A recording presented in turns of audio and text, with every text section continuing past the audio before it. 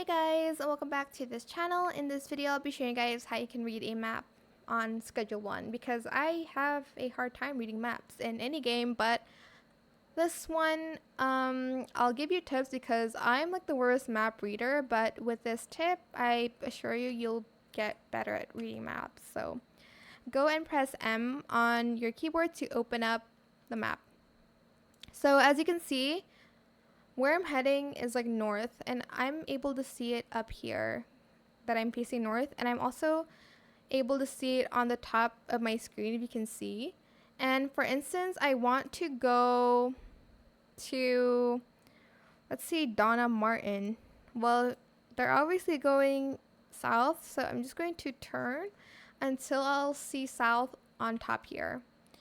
And I'm just going to kind of walk.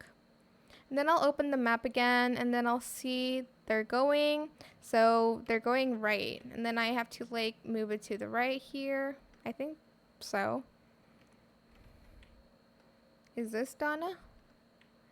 Yep, and there is Donna.